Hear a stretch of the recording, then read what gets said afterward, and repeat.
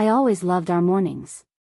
The chaotic rush of getting our 3-year-old, Max, ready for kindergarten, the smell of fresh coffee lingering in the air, the sound of my husband, Daniel, laughing as he tried to wrangle Max into his tiny sneakers. It was a ritual, a rhythm we had perfected over the past 3 years. Daniel adored taking Max to kindergarten. He said it was the best part of his day, walking hand in hand with our little boy, talking about superheroes, dinosaurs, and the magic of the world seen through a child's eyes. Most days, I let him have that moment, but this morning was different. "I'll take him today," I said, already fastening Max's jacket. Daniel, mid-sip of his coffee, looked surprised. "Are you sure? You've got that early meeting, don't you?" I nodded. "It got rescheduled. Besides, I haven't done drop-off in a while. I miss it." Daniel hesitated for a moment before nodding. "All right, buddy, looks like Mommy's got you today." He ruffled Max's curly hair and pressed a quick kiss to my forehead before grabbing his keys. "See you guys tonight. Love you both." "Love you, Daddy," Max called out. "Love you," I echoed, distracted as I zipped up Max's jacket. By the time we reached the kindergarten, I felt a little guilty about how much I'd missed this. The chatter of parents, the smell of freshly baked muffins from the teacher's lounge, the little giggles of kids running to their cubbies, it was a world I had let Daniel handle alone most mornings. But as soon as we stepped inside, I noticed something was off. Miss Olivia, Max's teacher, was watching me. Not in the usual friendly way, but with something close to hesitation. Guilt? "Good morning, Miss Olivia," I greeted with a smile. She swallowed hard, avoiding my eyes. "Morning, Mrs. Carter." Her voice was tight. I bent down to hug Max and kissed his soft cheek. "Have a great day, sweetheart." As he ran off to join his friends, I straightened and turned to Miss Olivia, who still hadn't moved. "Everything all right?" I asked, my stomach tightening at the way she was looking at me, like she had something she didn't want to say. She exhaled shakily. "Can I talk to you for a second? Privately?" I felt a chill creep up my spine. "Sure." She led me into an empty classroom, her fingers trembling as she closed the door. I don't know how to say this. And I know this isn't the place, but," she bit her lip, glancing toward the window like she was searching for an escape. "Just say it," I urged, my heart pounding. She inhaled sharply and then, in a whisper, said the words that shattered my world. "I've been sleeping with your husband, for 6 months." The room went silent. The distant laughter of children felt like a cruel contrast to the storm brewing inside me. I blinked. "What?" She looked down at her hands. "I never meant for it to happen. He said things weren't good between you two. That you barely spoke anymore, that you were just going through the motions." I believed him. Stop. My voice came out sharper than I expected. Just stop. My ears were ringing. My chest felt too tight, like the air had been sucked out of the room. "Daniel? My Daniel? The man who kissed me goodbye just this morning? The father of my son?" I gripped the edge of the desk behind me, trying to ground myself, trying to breathe. "I'm so sorry," Olivia whispered, tears pooling in her eyes.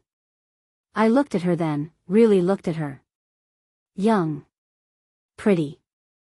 My opposite in so many ways. And suddenly, all I could think about was the mornings. The way Daniel always insisted on taking Max to kindergarten. The extra 15 minutes he spent here. The way he always seemed in such a good mood when he got home. The realization hit me like a tidal wave. He had been seeing her right under my nose. And I never even saw it coming. I don't remember leaving the kindergarten. One moment, I was staring at Olivia's tear-filled eyes, and the next, I was gripping the steering wheel of my car, parked just outside. My hands were shaking so badly I could barely turn the key in the ignition. Daniel. My husband. My partner. My best friend. For 6 months. The words echoed in my mind like a cruel mantra. I had been betrayed in the most gut-wrenching way, and I had learned about it in the most humiliating place possible, at our son's kindergarten, from the very woman who had been sleeping with him. The engine hummed to life, but I didn't move.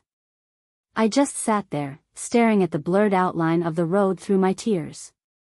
How had I not known? I replayed the past 6 months in my head, searching for signs, for red flags I had somehow missed. Had there been nights when he came home late? Not really. Had there been secretive phone calls, sudden changes in behavior? No, if anything, he had been more affectionate lately, more patient with Max, more attentive to me. There had been no textbook warning signs. He had kissed me every morning, held my hand when we watched TV, made my coffee just the way I liked it. And yet, here I was. A fool. I squeezed my eyes shut. My head was pounding, my pulse racing. I needed to go home. I needed to think. I didn't know what I needed. For the first time in 5 years of marriage, I felt completely lost. I forced myself to take a deep breath and pulled out of the parking lot, my knuckles white on the steering wheel.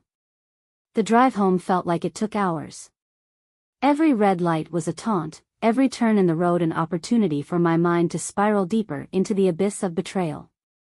I had always thought of our marriage as strong. We had weathered job stress, the sleepless nights of new parenthood, the mundane routines that sometimes made love feel like an afterthought. But this was something I never thought Daniel was capable of. And yet, he was. By the time I pulled into our driveway, I felt numb. The house looked the same, warm, inviting. The home we had built together. But now, it felt like a crime scene. I stepped inside, and the silence was deafening. I set my purse down on the counter, my fingers brushing against the mail Daniel had left there this morning. His handwriting was scribbled across a sticky note. See you tonight. Love you. Love. My stomach turned. I grabbed the note, crumpling it in my fist as I leaned against the kitchen counter, trying to steady my breathing.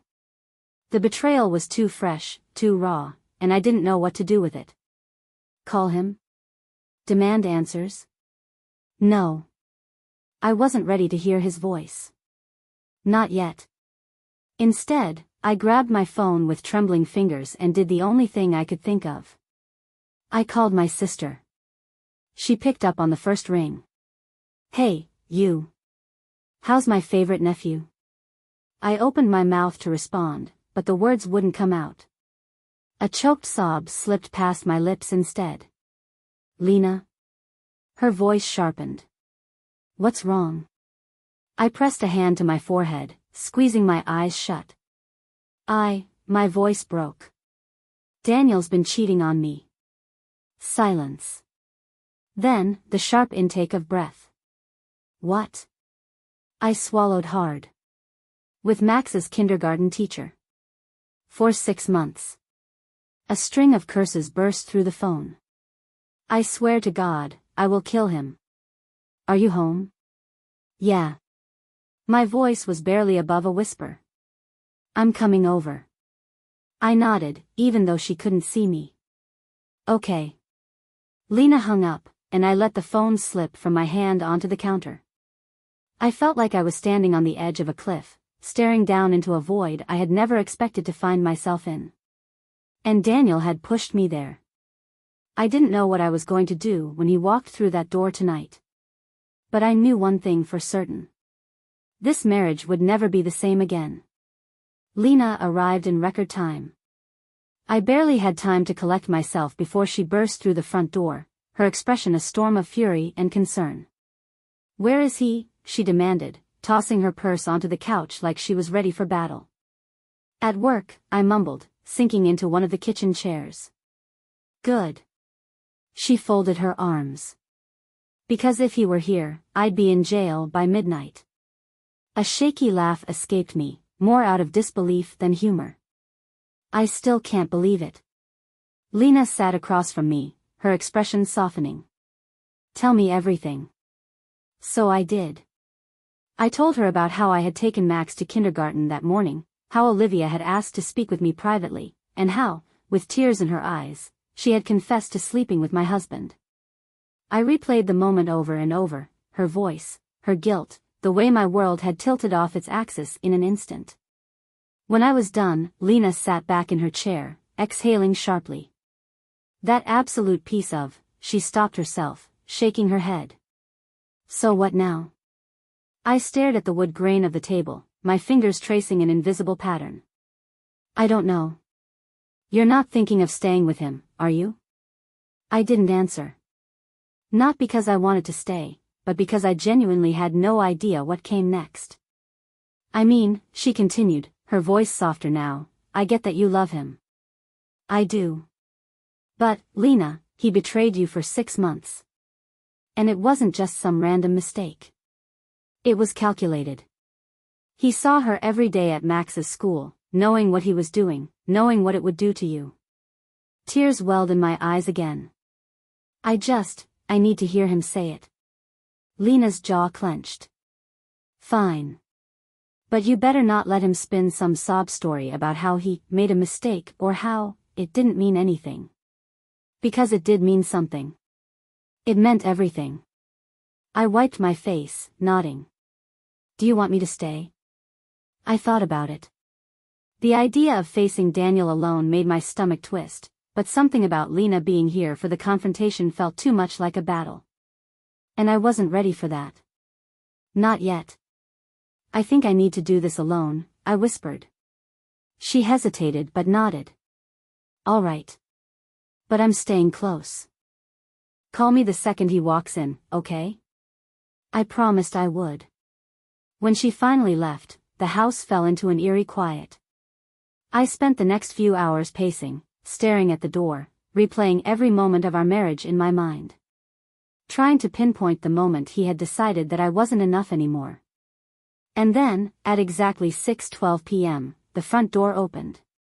Daniel stepped inside, shaking off his coat. Hey, babe, he called casually.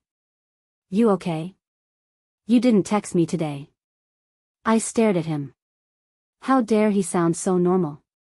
How dare he come home like nothing had changed? Babe? He finally looked at me, concern flickering across his face.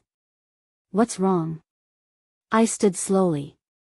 My voice was barely above a whisper when I spoke. I know. His expression faltered. Know what? I swallowed, my throat tight. That you've been sleeping with Olivia. Everything stilled. For a moment, I thought he was going to deny it. That he was going to try and talk his way out of it. But then. He exhaled sharply, dragging a hand through his hair. That was all it took. My stomach dropped. The look on his face said everything. It was true. A strange, detached calm settled over me. How long? Daniel hesitated, then finally muttered, 6 months. I let out a shaky breath, nodding to myself. 6 months, I repeated, as if saying it out loud would make it less horrifying. He took a step toward me. I never meant to hurt you. I let out a sharp laugh. That's funny. Because I'm hurt, Daniel. I'm so unbelievably hurt. I know, he whispered, his voice thick with something, guilt? Regret? It didn't matter. I messed up. I scoffed. Messed up? My voice wavered. You didn't forget to take out the trash, Daniel. You didn't forget our anniversary. You had an affair. With our son's teacher. His face crumpled. I never stopped loving you. The words felt like a slap. Don't say that, I snapped. You don't get to say that. I mean it, he insisted. Things between us have been different. Distant. And I was stupid, and I. Distant? My voice rose. So instead of talking to me, instead of working through it, you decided to throw away our marriage? You decided to sleep with another woman? He shook his head. It wasn't like that. Then what was it like? I demanded. Make me understand, Daniel. Because right now, all I see is a man who lied to his wife, who walked into this house every single day pretending like nothing was wrong. Tears welled in his eyes, but I didn't care. He didn't get to be the one crying. I'm sorry, he whispered. I swear, I'm sorry. I stared at him, my whole body trembling. For the past 5 years, Daniel had been my home. My safe place. My person. But now? Now, he was a stranger. And I had no idea what to do next. I didn't respond right away. I just stood there, staring at the man I had trusted with everything. The man who had promised me forever. Daniel was still standing a few feet away, his hands in his pockets, his face twisted in anguish. I wondered if he was more upset about hurting me, or about getting caught. Say something, he pleaded. I swallowed the lump in my throat. I don't even know where to start. I turned away, pacing the kitchen, my mind spinning with a million thoughts. I wanted to scream, to cry, to throw something, but at the same time, I felt empty. Like I had already lost too much blood, and all I could do was stand there, drained. You should have told me, I finally said, my voice barely above a whisper. If you were unhappy, if something was missing, you should have told me. I didn't mean for it to happen. I whipped around, my eyes blazing. Don't say that. Affairs don't just happen, Daniel. You made a choice. Every single day, for 6 months, you made a choice. He ran a hand over his face. I know. Did you love her? The question tumbled out before I could stop it. His head snapped up. No. No, of course not. I searched his face for any sign of a lie, but I didn't know if I'd believe him even if I found nothing. Then why? I whispered. Daniel exhaled, stepping closer, but I held up a hand to stop him. He hesitated, then sighed. I don't have an excuse, he admitted. Things between us, they felt different. We got caught up in work, in routines, in being parents. And Olivia, she made me feel like. He trailed off, wincing. Like what? My voice was sharp, but I needed to hear it. I needed to know what had made my husband betray me. Like I was more than just Max's dad. Like I was, seen again. His words were a knife to the gut. Seen? I echoed, my voice trembling. You think I didn't see you? You think I didn't love you? Of course you did, he said quickly. I know you did. But it felt different. I don't know when it changed, but I felt like we were just surviving. Like we weren't really us anymore. I let out a bitter laugh. And instead of talking to me, instead of trying to fix it, you found someone else to make you feel special? His silence was all the answer I needed. I took a deep, shaky breath. You know what's funny? He looked up, wary. I thought we were happy, I said, my voice breaking. I really thought we were okay. I thought the hard part was behind us, the sleepless nights with Max, the stress of balancing work and home. I thought we were making it work. But you decided we weren't. And instead of telling me, you made that choice alone. Tears filled my eyes, but I refused to let them fall. You took something from me, Daniel, I continued. You took away my right to fight for our marriage. You took away my trust. You took away the last 5 years of my life and turned them into a lie. I never wanted to hurt you, he whispered. But you did. I looked at him, my voice hollow. And I don't think I can ever forgive you for that. The weight of those words settled between us like an immovable force. Daniel's shoulders sagged, and for the first time, I saw something in his eyes that I hadn't expected. Fear. He finally understood. This wasn't something we could just move past. Do you want me to leave? His voice was hoarse. I let out a slow, trembling breath. I don't know what I want right now. But I can't look at you. A long silence stretched between us. Then, finally, Daniel nodded. He turned toward the door, grabbing his coat. "I'll go to a hotel tonight," he said quietly. "But please, don't shut me out completely.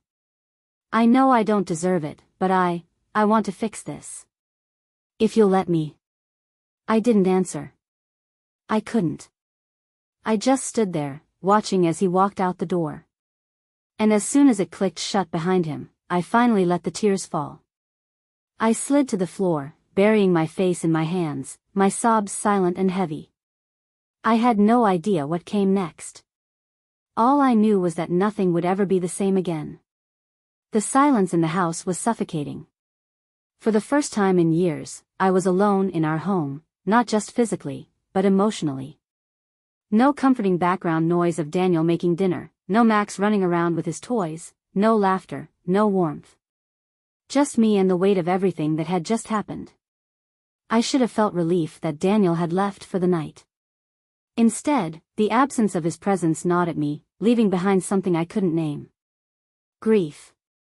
I was grieving. Not just for our marriage, but for the life I thought we had. For the man I thought he was. I sat in the dimly lit living room, curled up on the couch with a blanket wrapped around me, staring at nothing. My phone buzzed on the coffee table. Lena. I let it ring. I wasn't ready to talk. I wasn't ready for anyone to tell me what I should do next. Because I didn't know if I wanted to fight for this marriage, or walk away from it forever. The next morning. I must have fallen asleep on the couch because the next thing I knew, morning light was streaming through the windows. My body ached, my eyes were swollen, and for a moment, I forgot why I felt so heavy. Then it all came crashing back. I sat up slowly, running a hand over my face. My phone buzzed again. Daniel. I just stared at the screen until it stopped ringing. A second later, a text popped up. Daniel, I dropped Max off at kindergarten.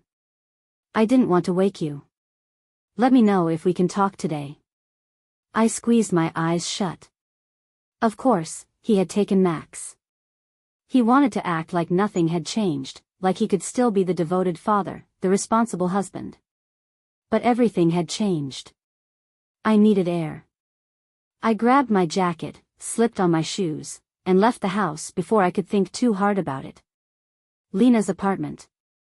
Lena opened the door before I even knocked.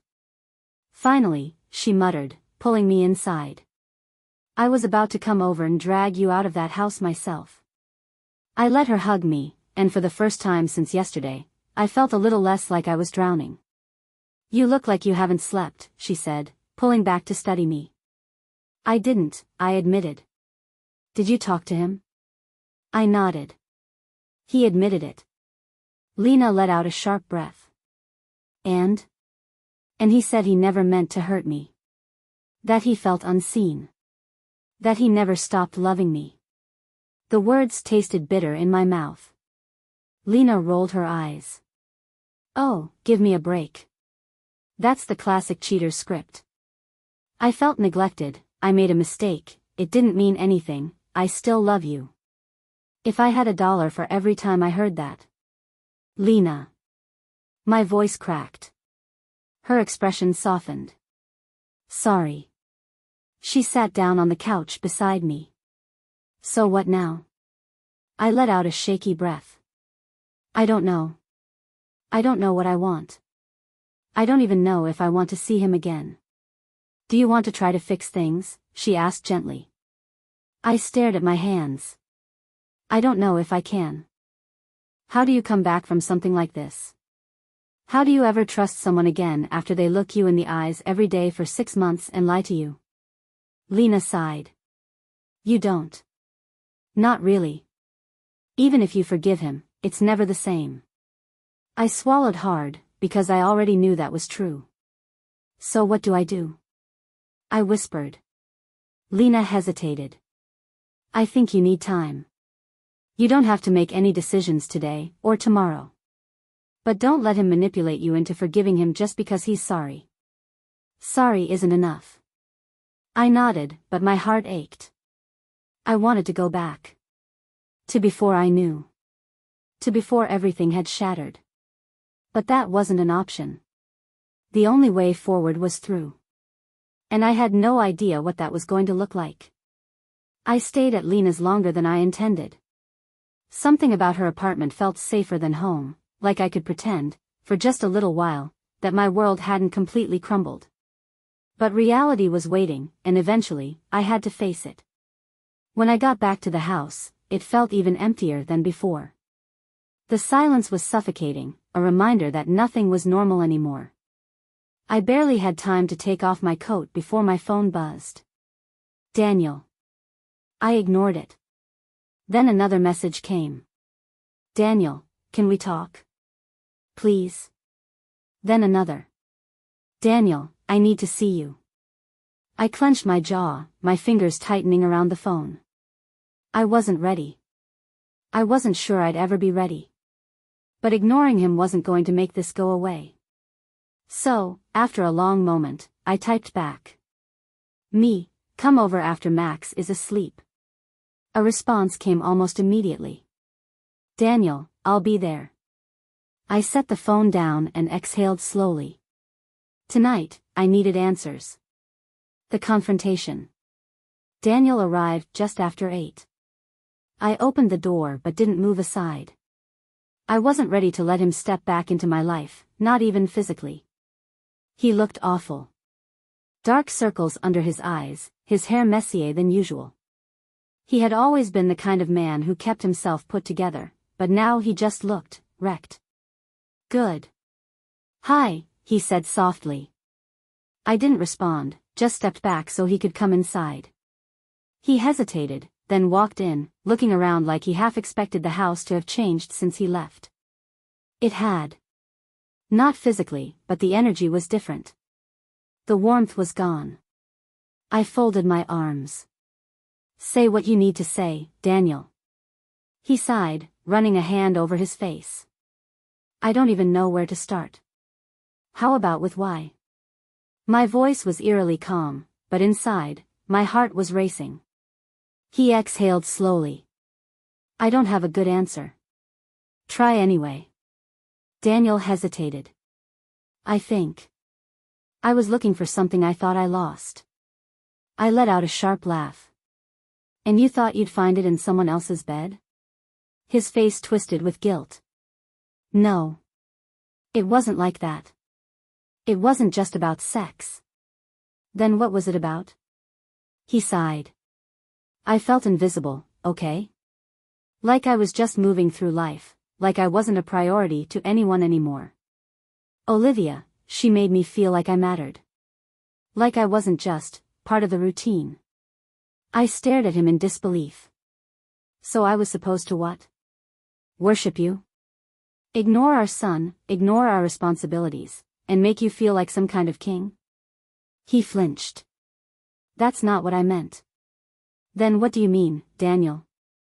Because I was right here, every single day, working, taking care of Max, making sure our life together didn't fall apart. And while I was doing that, you were sneaking around with her. He ran a hand through his hair. I was selfish. Yeah, I said bitterly. You were. A long silence stretched between us. Then, quietly, I asked the question I wasn't sure I wanted the answer to. Did you love her? His head snapped up. No. Absolutely not. I studied his face, searching for any sign of a lie. Did she love you? Daniel hesitated. I don't know. You don't know? She knew I wasn't leaving you, he said softly. She never asked me to. She knew it wasn't serious. I laughed, but it came out hollow. Well, that makes me feel so much better. I'm sorry, he whispered. I'm so sorry. I swallowed hard, my throat tight. You don't get to be sorry, Daniel. You don't get to sit here and act like this was just a mistake. This was months of lying. Of sneaking around. Of coming home to me and Max and pretending like nothing was wrong. He closed his eyes, pain etched into his features. I know. I shook my head, stepping back. I don't think you do. Because if you really knew what you did, you wouldn't be standing here asking for another chance. Daniel's breath hitched. Are you saying it's over? I hesitated. Was I? I had spent the past 24 hours in emotional freefall, torn between the past and the future. I had loved this man. I had built a life with him. But that life wasn't real anymore. Did I love him enough to try to fix this? Could I ever forgive him? I looked at him, this man I once trusted with my whole heart, and I realized something painful. Even if I wanted to forgive him, I didn't think I ever could. I don't know if I can do this, I admitted, my voice barely above a whisper. Daniel's face crumpled. Please, he said. Please don't let this be the end. I swallowed the lump in my throat. I need time, I said finally. Daniel nodded, but I could see the devastation in his eyes. I turned away before I could change my mind. You should go. He hesitated, then nodded slowly. And then, without another word, he walked out the door. I waited until I heard his car pull away before I let the tears fall. Because deep down, I already knew. Time wasn't going to change anything. This was the beginning of the end. The moment Daniel walked out the door, something inside me cracked. I stood there for what felt like forever, staring at the closed door, half expecting him to come back, to knock, to say something that would undo the last 24 hours. But he didn't. And deep down, I knew nothing he said would have made a difference. I wiped at my face, furious at myself for crying. I didn't want to cry over him, not over what he had done. But the betrayal wasn't just his actions. It was the memories. The love. The years we had built together, now reduced to a lie. I needed air. I grabbed my coat and stepped outside. The night air was crisp, biting against my skin, but it felt good, real. I walked without thinking, my feet carrying me through the quiet streets of our neighborhood. It wasn't until I reached the small park near our house that I stopped, sitting down on one of the cold metal benches. This was where Daniel and I used to bring Max on lazy Sunday afternoons. Where we had sat side by side, watching our little boy run across the grass, laughing as he chased bubbles or climbed the jungle gym. Now, it felt like a ghost town. I pulled my knees to my chest, pressing my forehead against them, trying to make sense of what my life had become. Could I stay with Daniel? Could I ever look at him again without seeing her? Without picturing the secret moments they had shared, the stolen glances, the whispered words meant only for her? I didn't know if I had it in me. And that realization made my heart ache in ways I wasn't prepared for. The next morning. By the time I got back home, it was late. I barely slept, tossing and turning in the bed that suddenly felt too big, too empty. When the morning sun filtered through the curtains, I groggily pulled myself out of bed and got ready for the day. Max would be home later, and I needed to pull myself together before then. He deserved a mother who wasn't falling apart. I was pouring myself a cup of coffee when my phone buzzed. Daniel. I hesitated before picking up. Hello? My voice was hoarse from lack of sleep. Hey, he said softly. Can I come over? I don't want to fight. I just want to talk. I let out a slow breath. Talking hadn't helped last night. But avoiding him wasn't going to fix anything either. Fine, I said. Come by in an hour. The decision. Daniel showed up right on time. He looked tired, his face pale, his eyes heavy with something that almost resembled regret. But regret wasn't enough. I let him inside, but I didn't offer him coffee, didn't ask how he was. I just crossed my arms and waited. He cleared his throat. I know I don't deserve another chance. I said nothing. But I love you, he continued. And I love Max. I don't want to throw this away. I swallowed hard. You already did. His face crumpled. I know. But I want to fix it. I'll do whatever it takes, counseling, therapy, anything. I closed my eyes for a moment, steadying myself. Daniel, do you even understand what you did? He nodded. I hurt you. I opened my eyes, staring at him. No. You broke me. You broke us. And I don't know if I can come back from that. His breath hitched. Please, Lena. Just, don't give up on us yet. I let out a shaky breath. There had been a time when I would have fought for us, for our marriage. But that time had passed. I think I already have, I whispered. Daniel took a step back, as if I had physically struck him. Tears welled in his eyes, but I didn't feel sorry for him. I couldn't. I don't know if I can ever forgive you, I continued, my voice steady now. I don't know if I even want to try. Daniel swallowed hard, nodding slowly. So, this is it? I looked at him, at the man I had once loved more than anything. I think it has to be. A long silence stretched between us. Finally, he let out a shaky breath. I'll pack my things. I nodded, my chest tight, my heart breaking all over again. But for the first time since this nightmare began, I felt like I could finally breathe. I watched Daniel walk upstairs, his shoulders slumped, his steps heavy. The man who had once been my partner, my safe place, was now just a stranger packing up his life in our shared home. A part of me thought I should feel satisfaction in this moment, that I should relish the sight of him leaving, the consequences of his betrayal finally sinking in. But all I felt was hollow.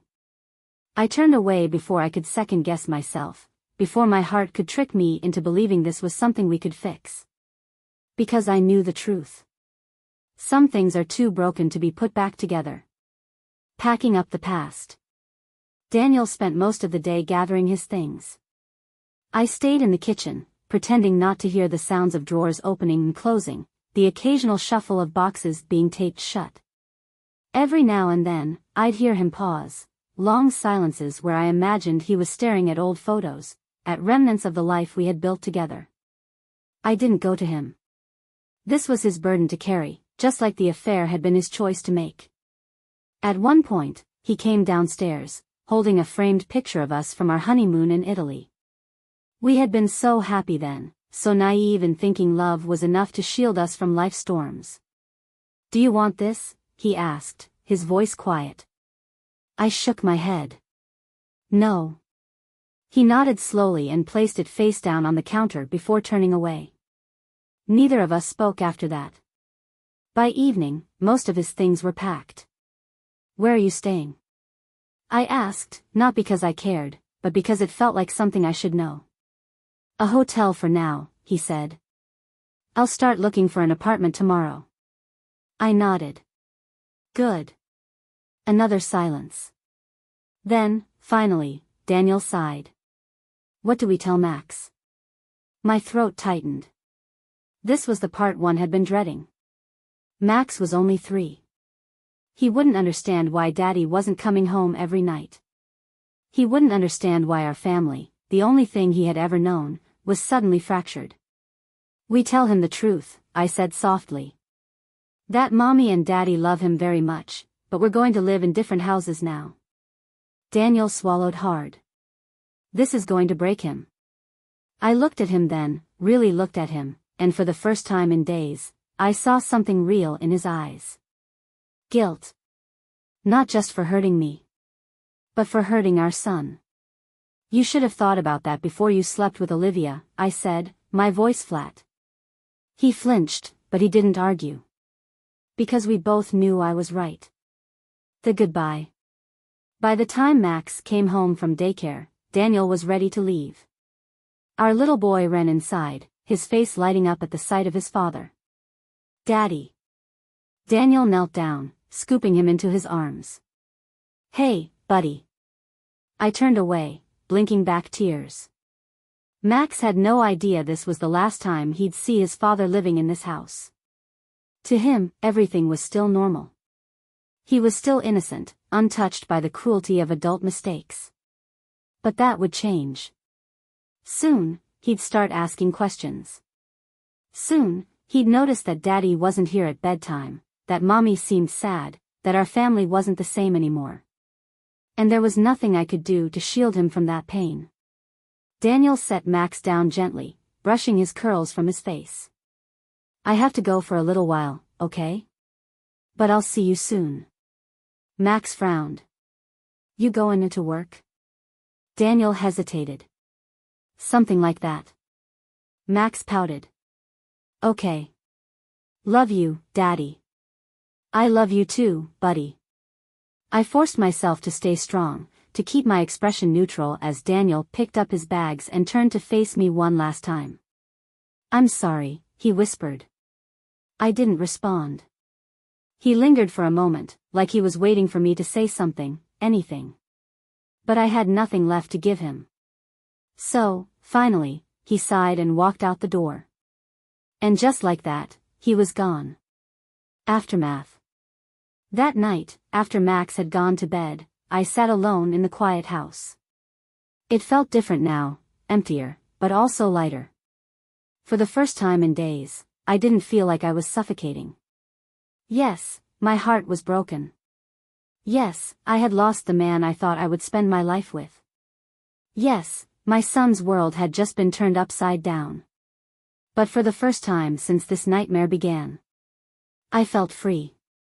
And maybe, just maybe, that was the first step toward healing. The first night without Daniel felt surreal. I lay awake in bed, staring at the ceiling, listening to the unfamiliar silence of the house. No soft breathing beside me, no rustling of sheets, no warmth at my back. I had spent years sleeping beside him, knowing, believing, that he was mine. That he was ours. That we were a family. Now, that life was gone. I turned onto my side, gripping the pillow tight, willing myself to sleep. But sleep didn't come. Morning comes anyway. The sun rose, indifferent to my broken heart. I got out of bed, forced myself into the shower, and dressed before Max woke up. I didn't have the luxury of falling apart, not when my little boy needed me to be okay. I was pouring his cereal when he toddled into the kitchen, rubbing his sleepy eyes. Morning, sweetheart, I said, forcing a smile. Max yawned, climbing into his chair. He blinked up at me. Where Daddy? I swallowed hard. I had known this moment was coming, but it didn't make it any easier. Daddy's staying somewhere else for a little while, I said carefully. Max frowned. Why? I hesitated. Because sometimes mommies and daddies need to live in different houses. But Daddy loves you very much, and you're going to see him soon, okay? Max poked at his cereal with his spoon, thinking. Then he asked, Is Daddy mad? My breath hitched. No, baby. He's not mad. And neither am I. It was a lie, but Max didn't need to carry this burden. He chewed his cereal slowly, processing my words in the way only a 3-year-old could. Then, finally, he nodded. Okay. And just like that, breakfast continued. I wished it were that simple for me. Lena's tough love. Later that afternoon, Lena showed up unannounced. She strolled into my kitchen like she owned the place, plopping a brown paper bag onto the counter. I brought wine. And ice cream. And divorce lawyer recommendations. I raised an eyebrow. You're really covering all the bases, huh? She shrugged. I like to be prepared. I exhaled, rubbing my temples. I haven't even decided what I'm going to do yet. Lena scoffed. What's there to decide? He cheated, Lena. For 6 months. That's half a year of lying, sneaking around, and humiliating you. He doesn't deserve another chance. I didn't argue, because I knew she was right. But knowing something and accepting it were two very different things. Lena softened. I just don't want you to let guilt or history trick you into staying with a man who threw you away like you were nothing. I know, I murmured. Do you? She studied me. Because I see it in your face. You still love him. I closed my eyes. Of course I do. That was the worst part. I still loved Daniel. I still missed him. But love wasn't enough anymore. Lena reached for my hand. Then do what's best for you. Not for him. Not for some old version of your marriage. For you. I nodded, even though I wasn't sure I was ready. But ready or not, this was the only path forward. The first goodbye. The next day, Daniel picked Max up for the first time. I had packed a small overnight bag, filling it with his favorite pajamas, his stuffed bunny, his little blue toothbrush. When Daniel knocked, my stomach twisted. I opened the door and found him standing there, looking uncertain, looking like him, the man I used to love. "Hey," he said softly.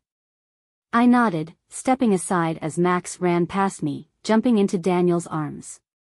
"Daddy." Daniel hugged him tight. "Hey, buddy." I forced myself to stay composed. I didn't let Daniel's sad eyes shake me. I didn't let the weight of this moment break me. Because this was the new normal. And I had to survive it. "His things are in the bag," I said, my voice steady. Daniel nodded. "Be good for Daddy," I told Max, kissing his head. "I will." And just like that, they were gone.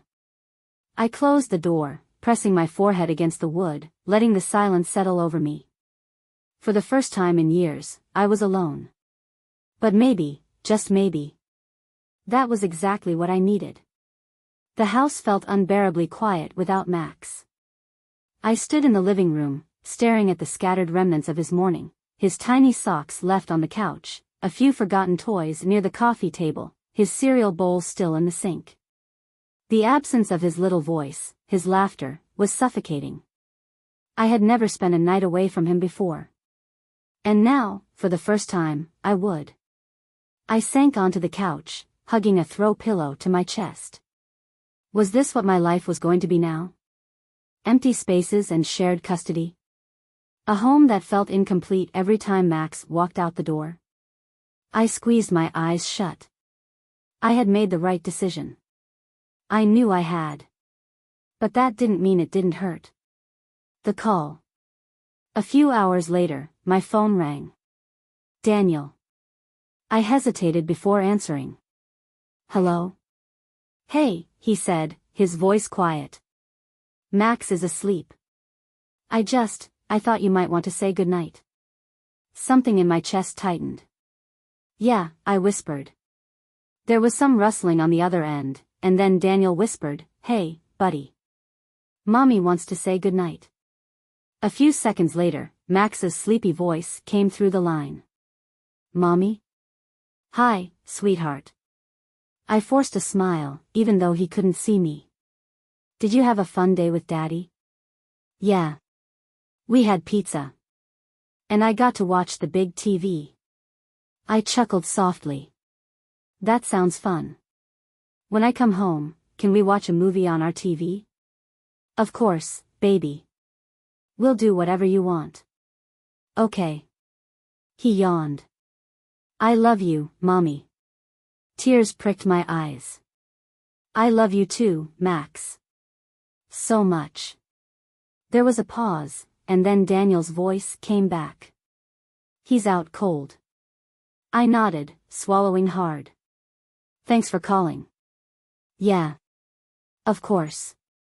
Silence stretched between us. Then, finally, Daniel sighed. "I miss you." I closed my eyes. "Don't." I know I don't deserve to say it. But I do. I let out a slow breath. "Daniel. I don't know who we are anymore. I don't even know who you are anymore." "I'm still me," he said softly. I shook my head. "No. The you I knew would never have done this." He didn't have a response to that. And that told me everything. "I should go," I said. "Okay." A pause. "Good night, Lena." I hung up before I could second-guess myself. Letting go. The next morning, I woke up to an empty house. And for the first time, it didn't feel so suffocating. I made myself a cup of coffee, sat at the kitchen table, and stared out the window at the world outside. For years, my entire identity had been tied to being Daniel's wife, to being Max's mother. And while I would always be Max's mom, I was no longer a wife. So, who was I? For the first time in a long time, I realized I had no idea. And maybe that wasn't such a bad thing. Because now, I had the chance to figure it out. Not as someone's wife. Not as part of a marriage. But as me. I pulled out my phone and sent a message to Lena. Me, want to grab lunch today? Her response came almost instantly. Lena, yes. Finally. I was afraid I'd have to kidnap you. I smiled. Maybe I wasn't okay yet. Maybe my heart still ached, maybe the future still scared me. But for the first time since this nightmare began, I felt something else, too. Hope. And that was enough.